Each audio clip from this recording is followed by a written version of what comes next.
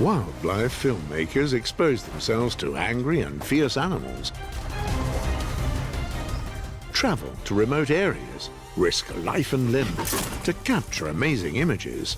Here are some of the most exciting wildlife encounters on film.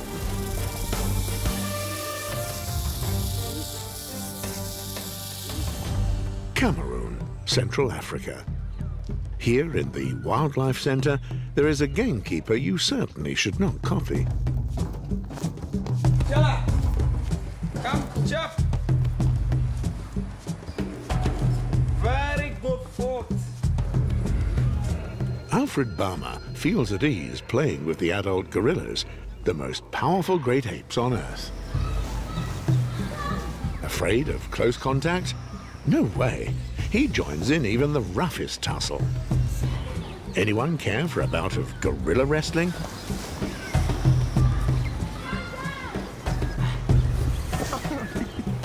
They are heavy, oh.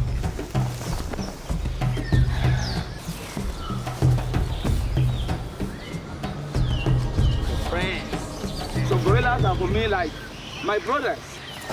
And they are my brothers. That's why I'm playing with them. He's playing.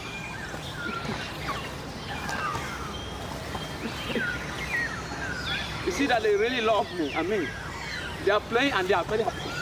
I think my relationship with this gorilla is because all the time I spend all my time playing with them.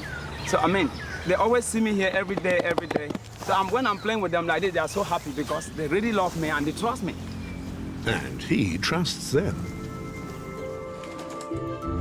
Alaska.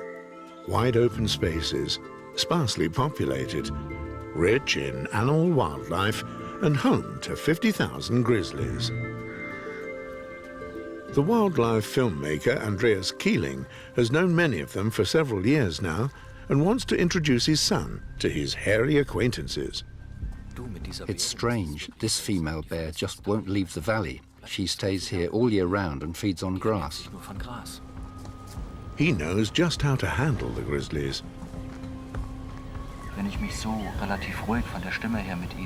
If I approach a grizzly using a calm voice and talking to them, they realize I'm no threat.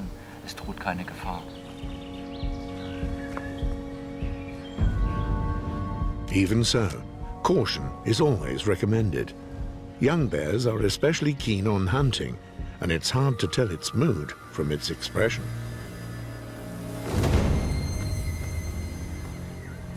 But this one's in a good mood. Andreas is particularly keen on filming the grizzlies catching fish. Salmon fishing is a challenge for the bears, even though the fish are plentiful when migrating upstream.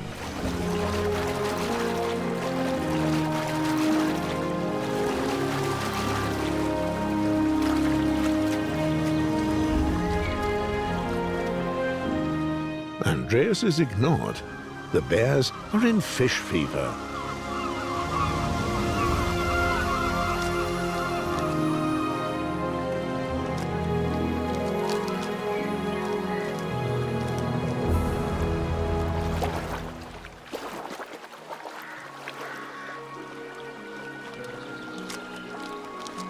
It's evening, and now Eric has an appetite for fish. Bring him in, but be careful you don't snap the line. It's a big one.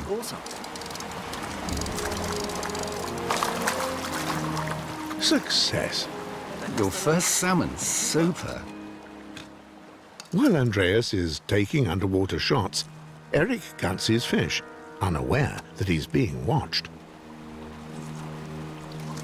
It would be an easy catch for the grizzly, who has been lured by the smell of fresh salmon. Eric is completely on his own. A tricky situation.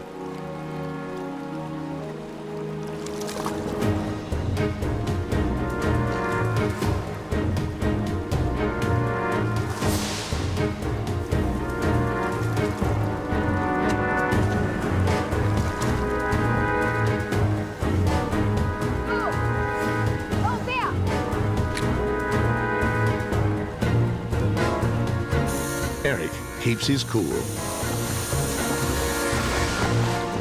The extra strong pepper spray scares the bear away.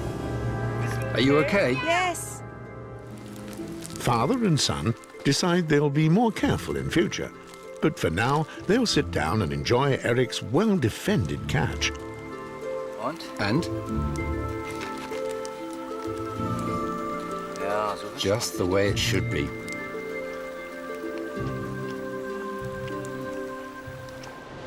The islands of South Georgia, a hostile place in the Antarctic Ocean, buried beneath glaciers.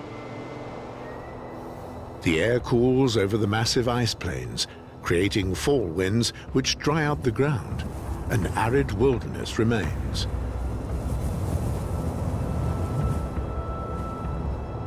Restricted by tight valleys, the winds gather speed. Gusts of up to 300 kilometers an hour lash at the coastline.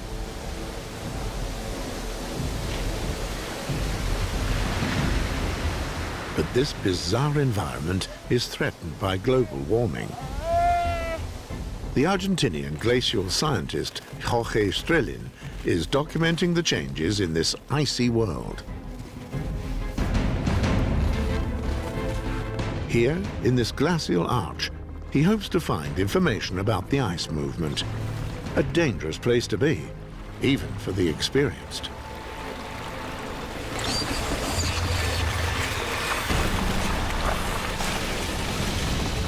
Jorge slips and falls more than 6 meters down into the icy waters. It's only after being swept along for 400 meters that he can free himself from the tearing current. He's safe and has only a few scratches to show. A few minutes longer, and he would have paid for the expedition with his life.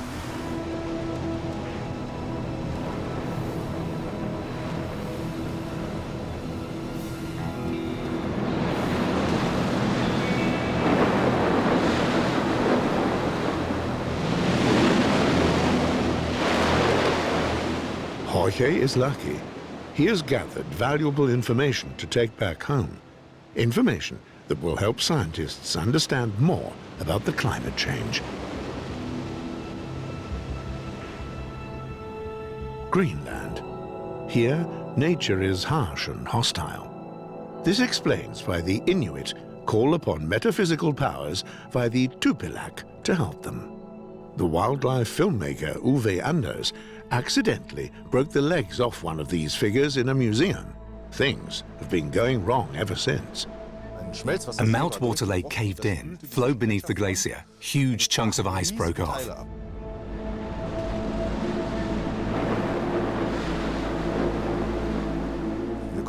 We kept filming until it was too dark.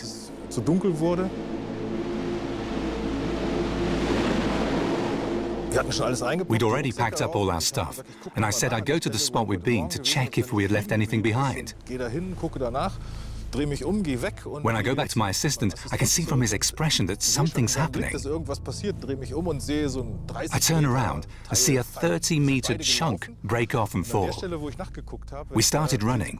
If I'd been there 10 seconds beforehand, the ice blocks would have got me.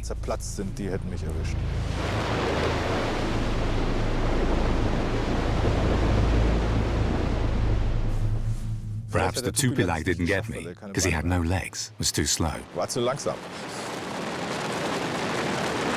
On his next Greenland trip, Uwe is certain to give the Tupilak a wide berth. The Namib Desert borders on the South Atlantic. On the coast there are seal colonies. These are what wildlife filmmakers Thomas Behrendt and Birgit Peters have come for. Their track leads them along the notorious Skeleton Coast, where whale bones are scattered along the beach. Up to now, everything has run smoothly until one of their jeeps tips over onto its side.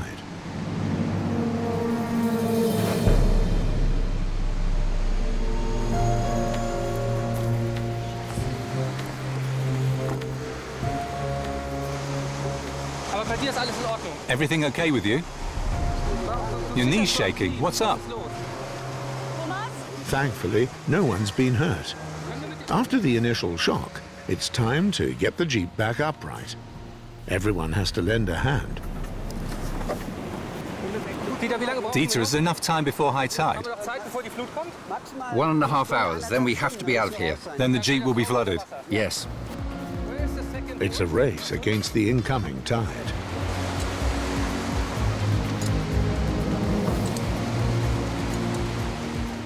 The heavy off-road vehicle starts slipping away on the soft sand.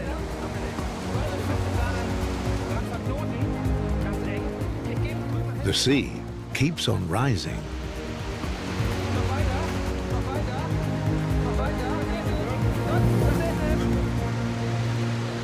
They manage to upright the jeep just in time.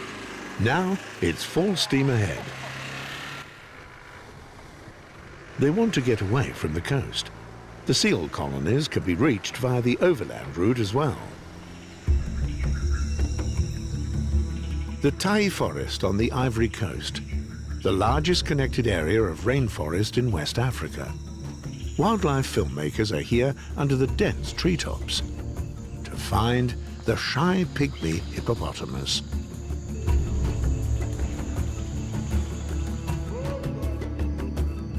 As unique as these pictures are, cameraman Klauss nearly paid for them with his life, since rainforests conceal life-threatening dangers, tropical diseases. At Christmas, Klauss became really ill and contracted malaria. We treated that, but the medicine didn't agree with Klauss. That was the day after my birthday. We'd had a day off because we'd celebrated the evening before.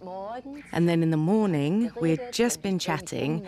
I turned around for my book, pick it up, look back at Klauss, and there Klauss is. And he's dying. He looked like a terrible actor in an awful film, with his tongue hanging out and wheezing. The malaria was now really serious. The medicine he was taking prolongs the heartbeat intervals. A few people have died like that. We knew this, but we didn't know why. I really thought, he can't die here.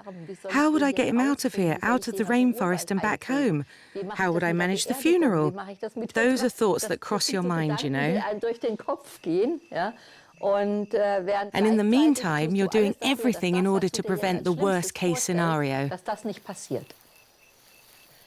Anyway, I reanimated him.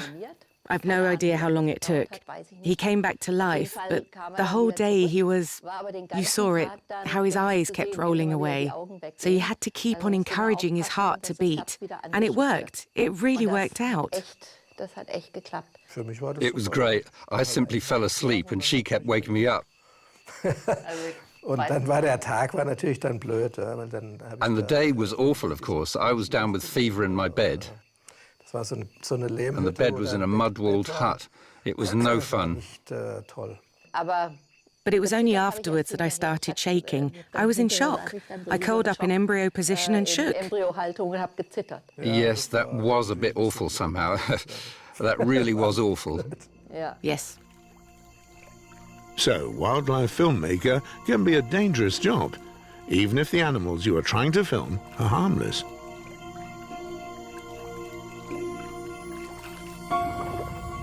The Scheuerichs had to wait months for these shots because there are only 3,000 remaining pygmy hippos in the whole of West Africa.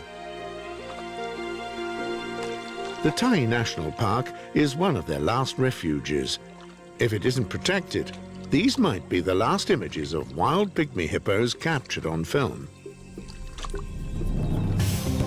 Every year, gigantic herds of gnu cross the heart of the Serengeti in search of fresh grass. This precarious migration promises fantastic material for the wildlife filmmaking team. The gnus hesitate before crossing the river.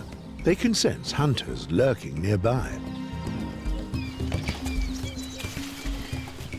Using a special camera, Ivo Nörenberg hopes to capture super slow-motion pictures of crocodile attacks.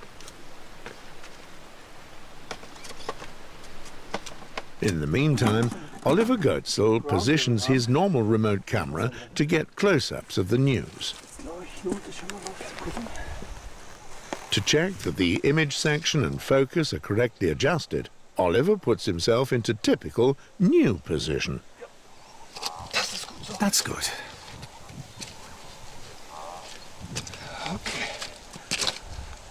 The team watch what the remote camera is filming in suspense. That's what we want, to see them splashing around.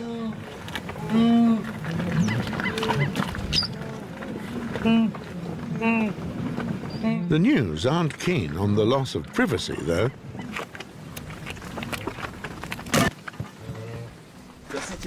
It looks okay. I didn't dare to hope. If the lens hasn't been kicked, it's still in one piece. Wonderful. All is well, it's intact. Oh, look at that. The remotely controlled camera has passed the new test. To recover from the shock, they look at what the super slow motion camera has filmed. The attack only lasted a second, too short a time for a normal camera. He can't be seen, well camouflaged, shot directly out of the water.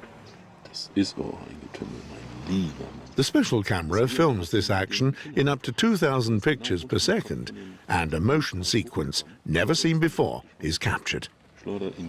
Hurls him into the air and he bites into empty space.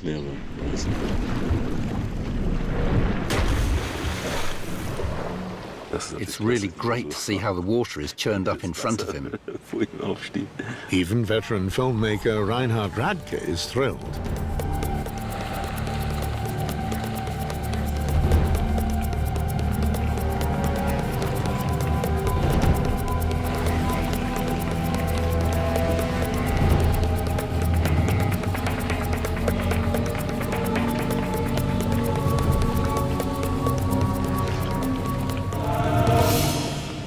Reinhard will spend the next couple of days in a camouflage tent on the riverbank and in the vicinity of crocodiles.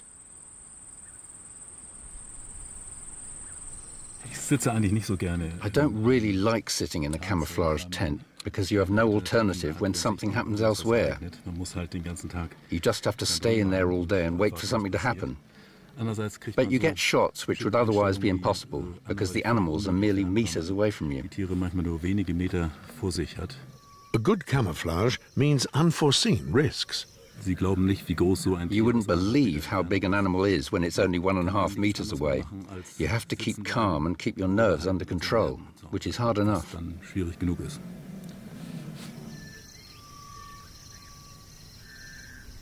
It seems the elephant hasn't noticed the tent. He's getting closer and closer. This could end fatally.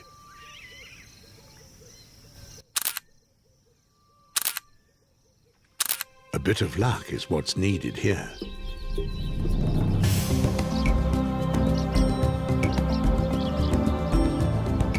A successful day comes to an end. Pleased with their work, the team put up their tarpaulins. Nothing else to ward off intruders.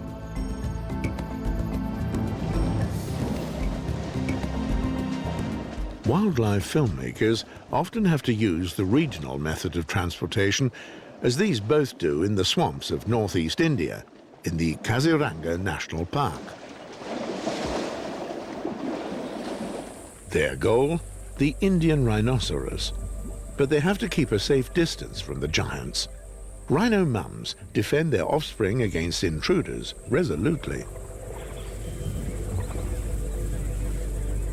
Since rhinos always use the same route when searching for food, the filmmakers position their remote-control cameras there. They hope to get close-up shots of a mother and her baby.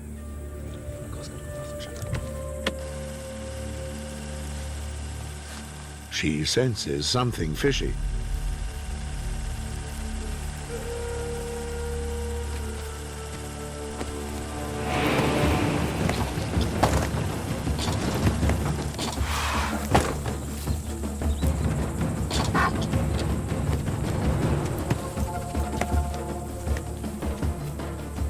She does a good job of destroying the camera. Thank goodness it's a remote control.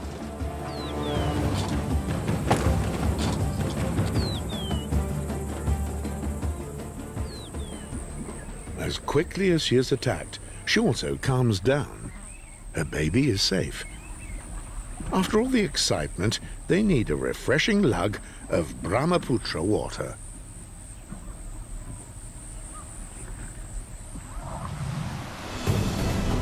The coast of South Africa is renowned for shark attacks. A group of scientists want to find out just what triggers these attacks. On board, filmmaker Thomas Behrendt and his colleague Birgit Peters. They begin their experiment. The scent of bait should attract the sharks to Walter, their diving pal. How will the great whites react? Will they be more interested in Walter or the fish? A moment later, the first one appears.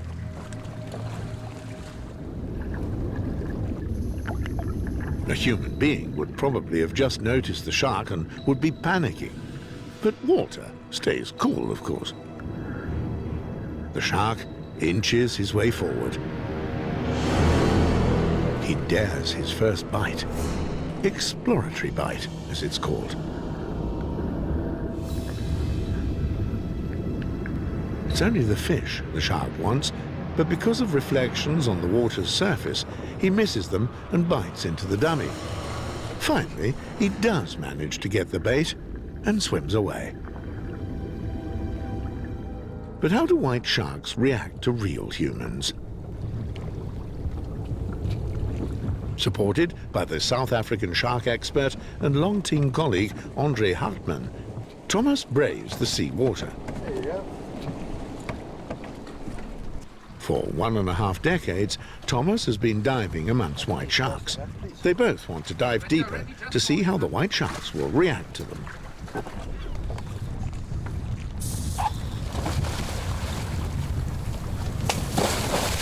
Most encounters have shown that, in general, sharks react indifferently to divers. Today is different, however. They are being observed by the same shark who dared to approach Walter a few minutes ago. A second shark appears.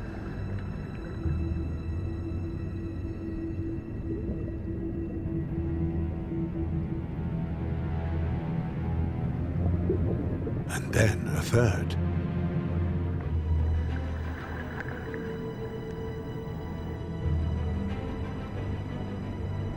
The situation becomes unpredictable.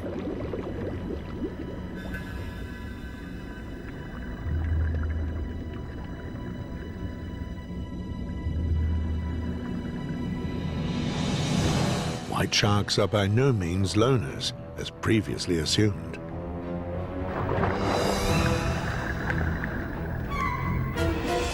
And all three are interested in Thomas and Andre.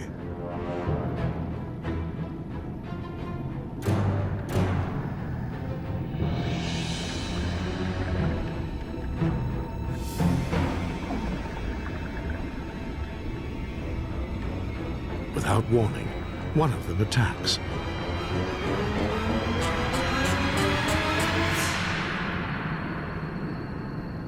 Actually, Thomas should always have an eye on them, but with 3 sharks, that's impossible.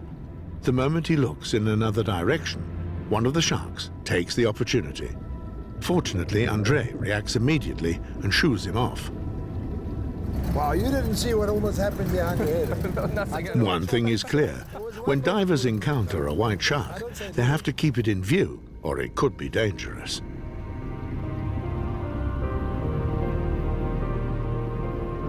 So much in the life of the great whites is yet to be discovered. In order to live in accord with them, man must learn to understand them better and respect their habitat. That, in turn, would lead to less accidents. Norway, land of fjords and the northern lights, rough and untamed. That can also be said of the muskox. The 300-kilogram heavy bulls in particular can be very dangerous if they feel threatened. The camera team is watched suspiciously, but the bulls' rutting fights are more important.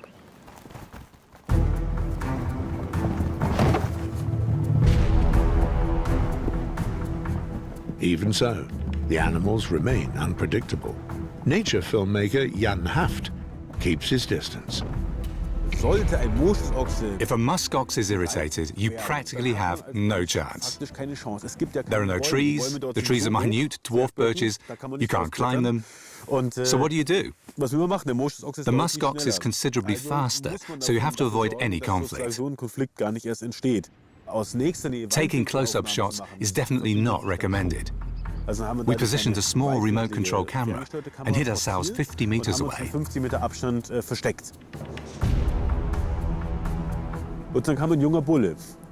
Along came a young bull, and this young lout saw something dodgy. And all of a sudden it went click, and he got angry. He started to butt his horn into it, but butted into the ground next to the camera instead. Then he managed to skewer it. The camera rolled over and stopped somewhere. He leapt up behind the camera, snorted as if he were cross at using up unnecessary energy, and then he trotted away.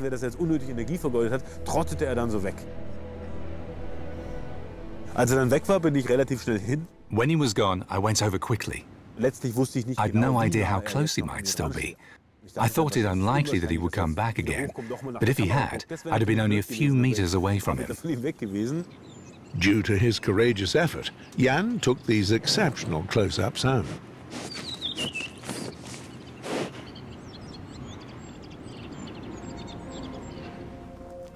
Andreas Keeling is on his way through North Canada. He manages to get close to a lone muskox. The filmmaker is already really close when his dog Sita starts getting excited. The muskox stays cool. Seen from his perspective, this tiny creature poses no threat. But the noise is somehow very irritating.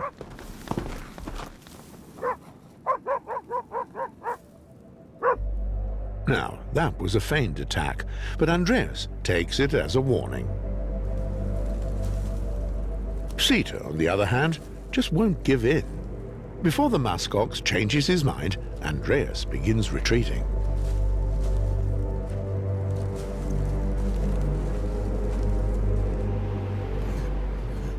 The East Siberian island of Wrangel. Muskoxen frequently visit this rustic abode. Uwe Anders can't resist this ideal opportunity.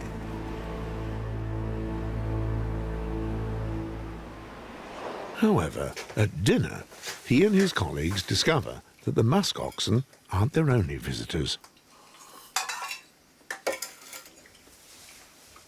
Oh, I think polar bear is coming. Why? But coming this direction. How many? I think only one. Oh, he's coming very close. Let's go to the front door. The more polar bears there are on the island, the more often they turn up on the doorstep. When it's suddenly right in front of you, that's a dangerous situation. When you have to pee, there are no toilets in the buildings. You have to go out into the tundra. And you should take a good look around, because polar bears move noiselessly. So when you go to the loo in the tundra, you have to take this rod with you, a roll of toilet paper and this rod. Curious bears can cause a lot of damage. Window panes in particular are prone to breakage.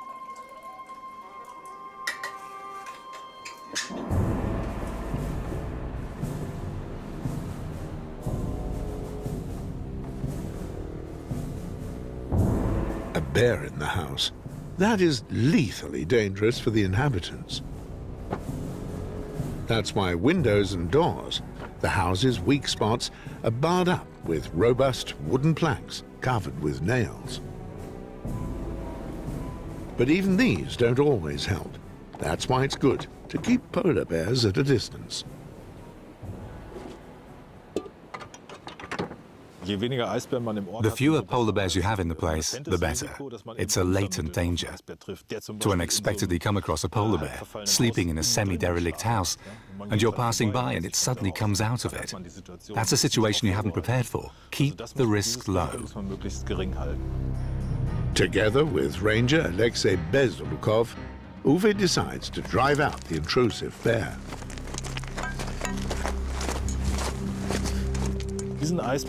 You try to make it clear to these polar bears that this place might become uncomfortable for them. For this purpose, the rangers have rifles which fire really bright and loud bullets, and also rubber bullets.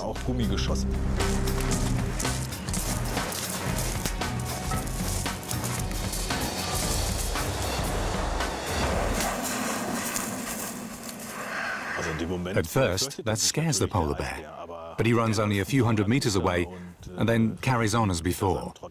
He notes, if he has his wits about him, next time, give that a wide berth. It isn't as if the bear is treated cruelly. Of course, Uwe would rather film polar bears in the wilderness on Wrangel Island. Why does he dare to search for these mighty beasts when he is unarmed and in an open vehicle?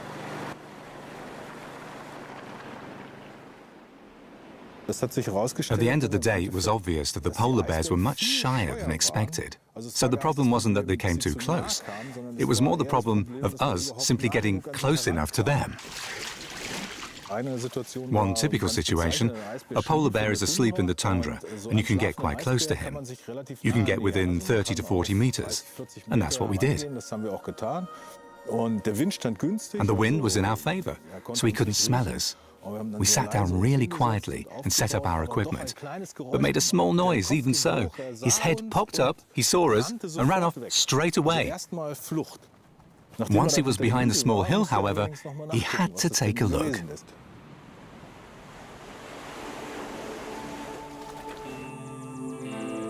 The famous saguaro.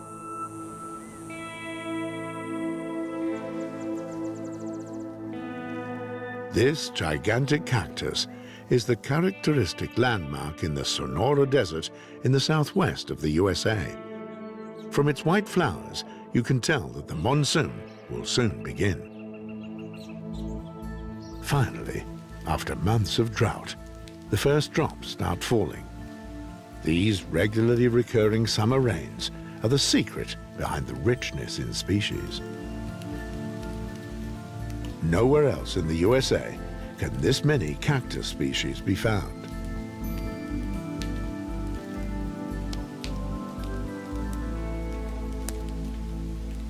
The cool rain brings relief for the wildlife too.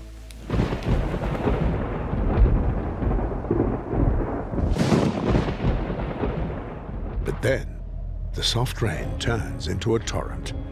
The nature filmmaker Jan Sokochevsky doesn't want to miss this. We wanted to film the torrential monsoon. Jan knows going outside could be lethal. It's well known that things made of metal, such as tripods and cameras, attract lightning. It's best if you position yourself on the mountain, something you shouldn't really be doing. You don't really want to go outside, do you? We've lost 2 or 3 cameras due to lightning. Jan's commitment is rewarded with these archaic images. Illuminated by stroboscope flash, everything appears even more menacing.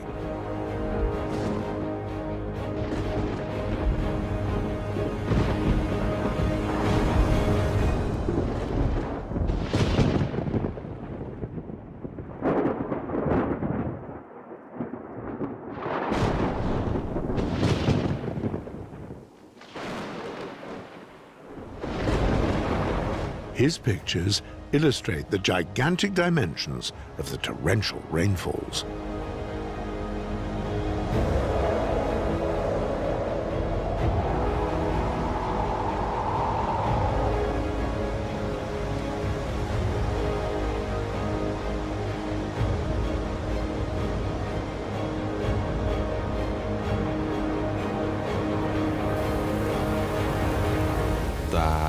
You can't just stay in your car. You have to go outside. For some desert dwellers, the water proves life-threatening. This Californian gopher tortoise has crept out of its underground den so it doesn't drown.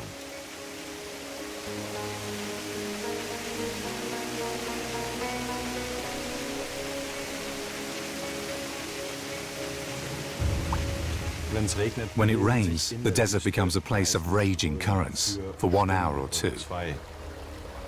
Jan could easily be swept away by the water masses. The water pressure's extremely high here. Your cable's hanging in the water. It's broken anyway.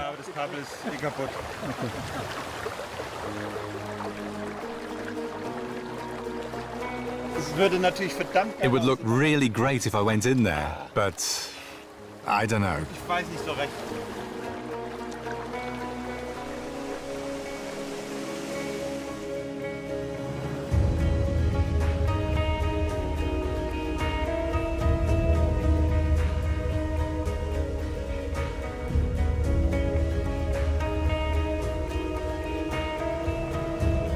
After the downpour, the desert inhabitants start reappearing. We wanted to film a roadrunner moving in on a rattlesnake to see if it's edible. Roadrunners feed on rattlesnakes. But this one is decisively too long for him. Where is the snake, Jan? Somewhere here. It was here just a moment ago. Then he got through there. Is it gone? No, we'd have seen that. Our cameraman, he's been bitten by a poisonous snake before. That's why he wanted to wear these special boots. He didn't want to repeat the experience. This guy's safe. No one can bite into that, that's for sure. They can bite into it, but nothing will happen. The shins are well protected. Hopefully.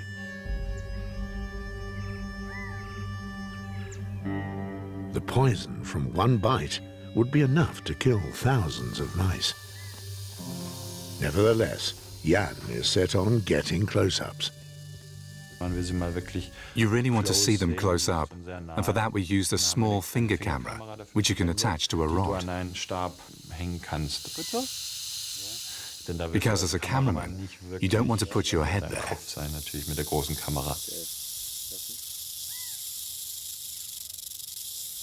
The risky operation is rewarded.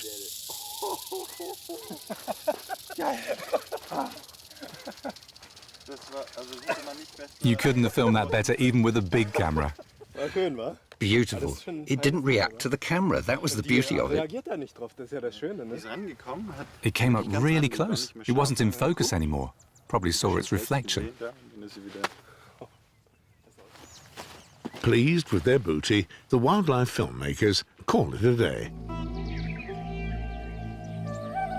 The federal state of Karnataka in southwest India is home to the rare sloth bear.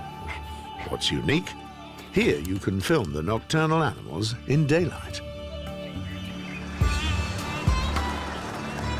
But before filmmakers Oliver Goetzl and Ivo Nörenberg begin shooting, there are time-consuming preparations to be made.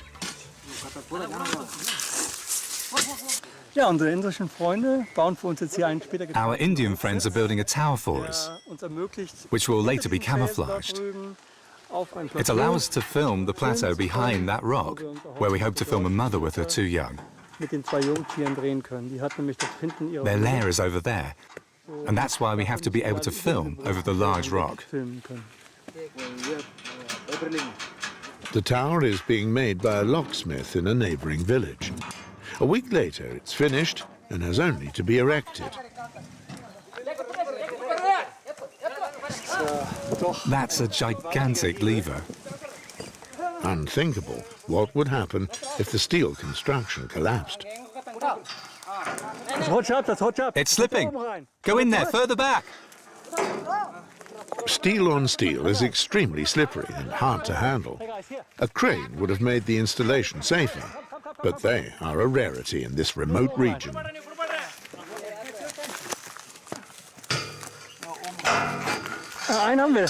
We've got one. Only one.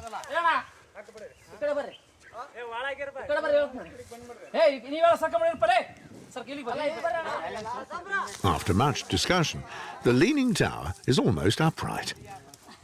Sir, balance is... You think so? Yes.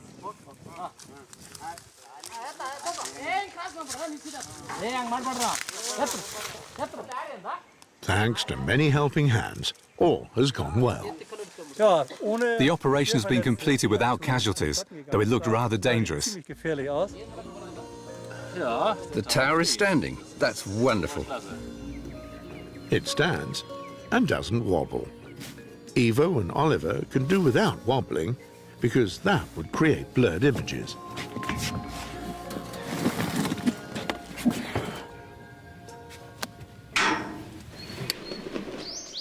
Everything is ready for the entrance of the Sloth Bear. Its teeth may look frightening, but to defend itself, it primarily uses its crescent-shaped claws. During a break, Oliver notices that Indian plant life knows how to defend itself too. Because of those thorns. Ivo, do you have tweezers? In the guest house. Look at this. This one nearly went through, and one did go through, snapped in half, and that bit is in my foot now. Even shoe soles centimetres thick are no obstacle for this type of thorn. I just pulled it out with my teeth. It was stuck in my shoe. It completely disappeared into the sole. One went through and broke, unfortunately, and is in my foot. That bit, the tip. Why on earth do you look like that? I hopped here. I hopped for 2 kilometers from the toilet.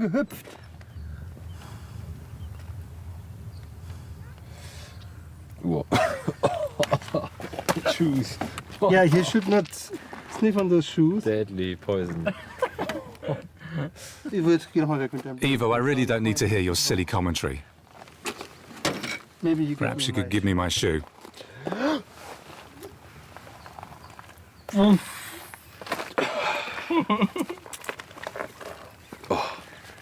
Oh, it stinks. Hello, those are feet. They work hard every day, and they shower every day. I don't dare walk anywhere now. These things pierce through everything. If I'd run, this would have gone completely into my foot. But because I was only walking... Can we go now? Do sloth bears get thorns in the soles of their feet? This is a question Ivo and Oliver had to leave unanswered. After they had filmed at the entrance of the cave, they wanted to film directly in the cave.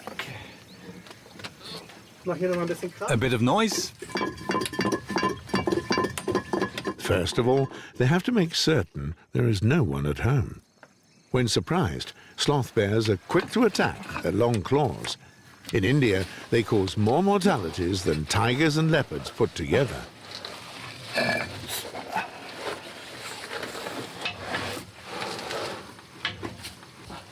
Oliver is quick to notice this crevice in the rock is more suited to a contortionist. But if a bear can fit through it, so can he. Okay, Ivo, camera.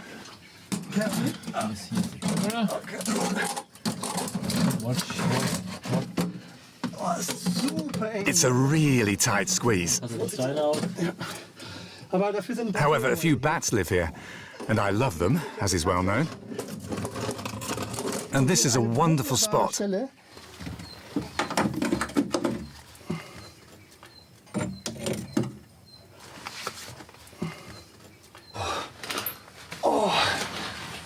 I don't want to be a bear. Oliver's gymnastics have been worthwhile. But such a beauty cave. Wow. Together with his Indian colleague Ashima Narayan, he looks for the perfect picture. Isn't it a nice position here for the main camera? Oh. Wow. That's so beauty. Yeah, and the light is so nice. So now you're in the movie as well. Oliver will have to squeeze through the crevice every day now in order to get the film material and recharge the batteries.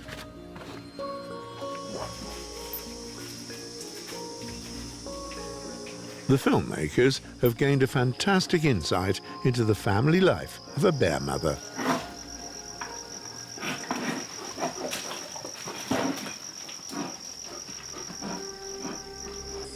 Suddenly, a curious male appears on the scene.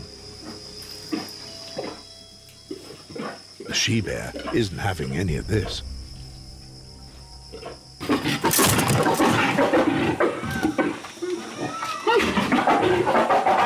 Even though he weighs twice as much, when encountering so much verve, he decides to retreat. Sloth bears certainly prove that they have a fine grasp of things.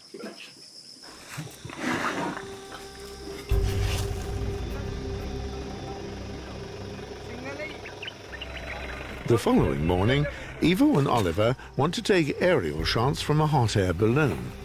Oliver is a trifle queasy. Right now, just as the sun is coming up, we've discovered that we're standing in a cemetery, which means we're launching from a cemetery. I can't believe it. My stomach's churning. This isn't a good omen. A few years ago, while on location in Russia, the two of them crashed with their hot air balloon. Ivo was badly injured. Even so, nothing holds them back from their attempt to capture the long-desired shots.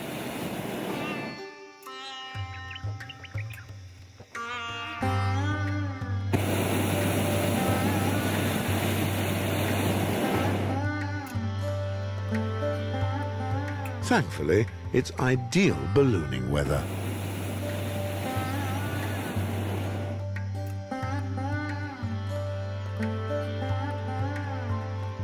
Beneath them, the bizarre rock landscape of Karnataka unfolds.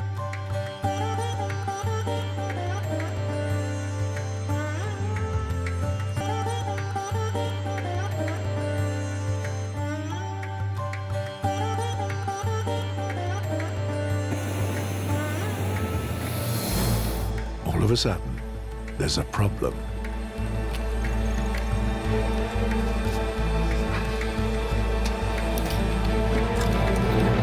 The burner has gone out. The gas is contaminated and is blocking the nozzles. The balloon pilot has no other choice than to make an emergency landing. This'll be hard.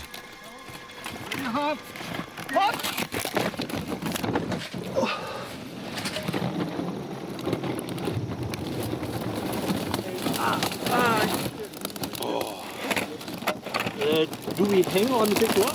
Don't worry.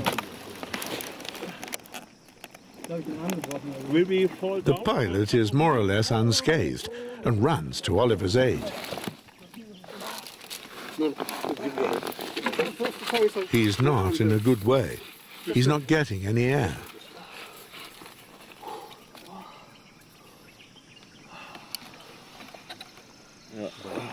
Thankfully, after a while, his breathing becomes normal.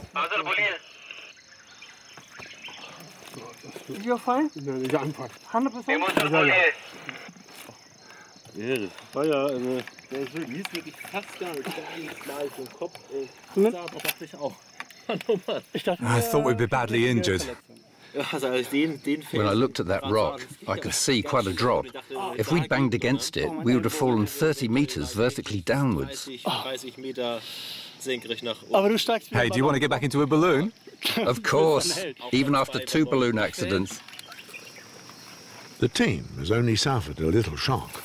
Oliver has sprained his elbow and bruised his chest. Ivo and the pilot only have a few scratches and light bruises to show. Oh, the rock is quite...